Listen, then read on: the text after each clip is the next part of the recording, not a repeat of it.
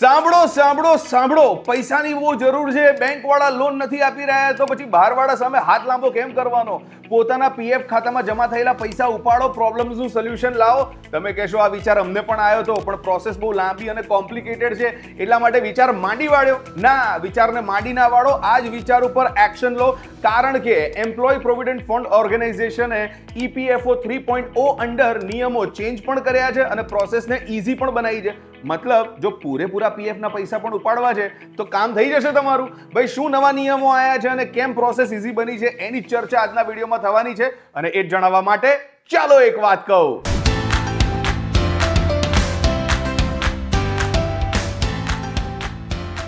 Hello, નમસ્કાર, આવી ગયો છું ફરી એકવાર. મારું નામ છે રોકી. લઈને આજની એક વાત એમ્પ્લોઈઝ પ્રોવિડન્ટ ફંડ ઓર્ગેનાઇઝેશનની 238મી સેન્ટ્રલ બોર્ડ ઓફ ટ્રસ્ટીઝની મીટિંગમાં નવા rules and regulation and terms and condition design કરી નાખવામાં આવ્યા છે, જેના ચલતે પીએફ ધારકો ડેફિનેટલી પોતાના પીએફ ખાતામાં જમા થયેલી બધી એટલે કે 100% અમાઉન્ટ પણ ઉપાડી શકે છે જો એમની જરૂરિયાત છે તો.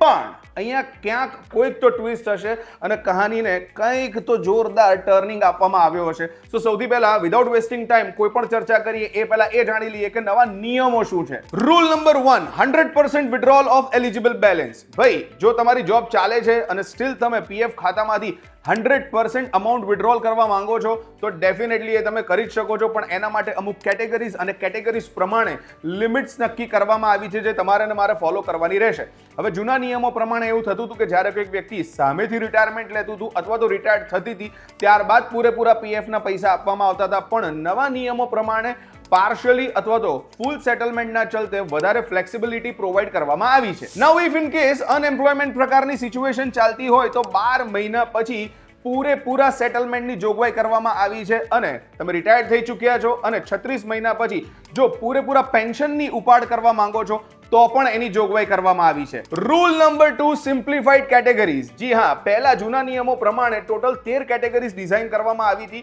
અને 13 કેટેગરીઝ ક્યાંક ને ક્યાંક એકબીજા સાથે એવી રીતે ઇન્ટરકનેક્ટેડ હતી કે પ્રોસેસ કોમ્પ્લિકેટેડ પ્લસ લાંબી બની જતી હતી. પણ હવે નવા નિયમો પ્રમાણે એને સિમ્પ્લિફાઈ કરીને માત્ર 3 કેટેગરીઝની અંદર ડિઝાઇન કરવામાં આવ્યા છે, જ્યાં સૌથી પહેલા આવે છે એસેન્શિયલ નીડ્સ, બીજી વખત આવે છે હાઉસિંગ નીડ્સ અને ત્રીજા નંબર પર આવે છે અનયુઝ્યુઅલ સર્કમસ્ટાન્સીસ. હવે એસેન્શિયલ નીડની અંદર શું શું કવર થાય છે? તો ભાઈ, બીમારીને કવર કરવાની વાત હોય, એજ્યુકેશનલ ખર્ચાઓની વાત હોય કે પછી લગ્ન કરવાના ખર્ચાઓની વાત હોય, આ બધી વાતોને આવરી લેવામાં આવે છે.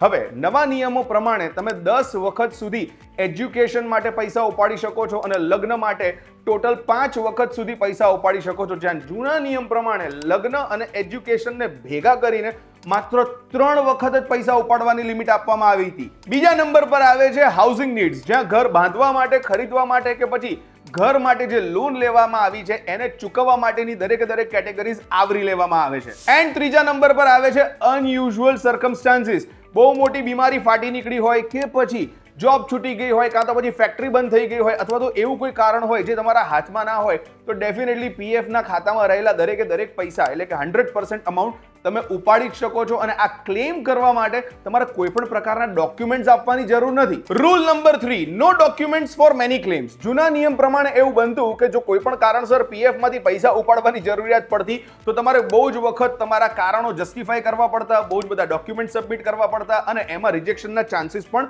બહુ જ રહેતા. પણ નવા પ્રોસેસને કારણે અને નિયમોને કારણે તમે ડિજિટલી ઓટો સેટલમેન્ટ કરી જ શકો છો, જ્યાં રિજેક્શનના ચાન્સીસ પણ ઓછા રહે છે. પણ એક્ઝામ્પલ, જો તમે ઘર બનાવવા કે ઘર ખરીદવા માટે પીએફમાંથી પૈસા ઉપાડવા માંગો છો તો તમારે તમારા ડોક્યુમેન્ટ્સ આપવા પડશે અને એની ચકાસણી પણ પ્રોપરથી થશે.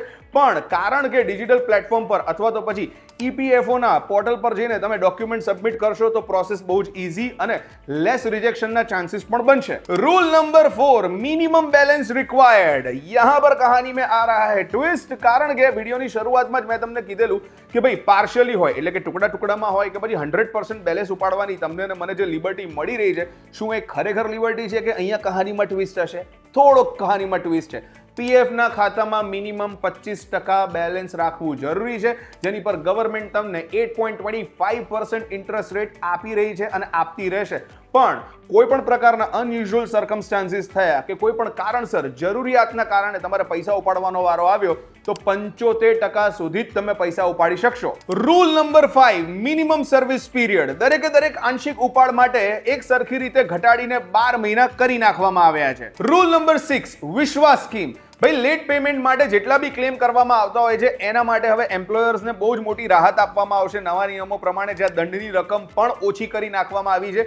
એક્ઝામ્પલ તરીકે જો 2 મહિના સુધી આપણે પેમેન્ટ લેટ કરીએ છીએ તો 0.25% ઇન્ટરેસ્ટ રેટ સાથે જ પૈસા ચૂકવવાના રહેશે કે જેથી કરીને આપણું કામ જલ્દીથી ઇઝીલી પતી શકે. And last but not the least, rule number 7, digital upgrades. Cloud આધારિત system, on the spot claim, multiple language services કે પછી ઇન્ડિયન પોસ્ટ સાથેનું મર્જર, આ બધી જ ફેસિલિટીઝ તમને અને મને નવા નિયમોના ચલતે મળવાની છે. માત્ર 50 રૂપિયામાં ઘર સુધી ડિજિટલ લાઈફ સર્ટિફિકેટ પણ આવી જશે અને જેના પૈસા પણ EPFO દ્વારા ચૂકવવામાં આવશે. હવે આ નવા નિયમો અને એની જે ફેસિલિટીઝ છે એ 30 કરોડ કરતા પણ વધારે એમ્પ્લોઈઝને લાગુ પડશે અને that's the reason common main માટે આ નવા નિયમો જે ડિઝાઇન કરવામાં આવ્યા છે એ બહુ જ ફાયદેમંદ સાબિત થશે.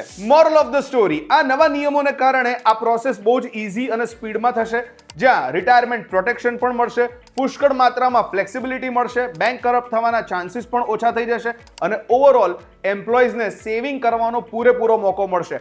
હાય, મારું નામ છે રોકી. આજનો વિડીયો તમને કેવો લાગ્યો please do let me no in the comment section. કારણ કે EPFO એટલે કે એમ્પ્લોઈઝ પ્રોવિડન્ટ ફંડ ઓર્ગેનાઇઝેશન દ્વારા EPFO 3.0 અંડર જે નવા નિયમો બનાવવામાં આવ્યા એ ડેફિનેટલી PF ખાતામાંથી પૈસા ઉપાડવાની પ્રોસેસને બહુ જ ઇઝી બનાવે છે અને તમારા અને મારા પુષ્કળ ફાયદા માટે છે. જો તમને મજા પડી હોય અથવા તો તમારી પાસે કોઈ અલગ ઇન્ફોર્મેશન છે તો પણ કમેન્ટ સેક્શનમાં જઈને તમે અમને જણાવી શકો છો. સાથે સાથે VTV ડિજિટલની YouTube ચેનલને ફોલો કરો, સબસ્ક્રાઇબ કરો એન્ડ બેલ આઇકન દબાવવાનું બિલકુલ મિસ ના કરતા. એન્ડ નેક્સ્ટ વિડીયોમાં આવા જ અમેઝિંગ ટોપિક સાથે આપણે ફરી મળીશું.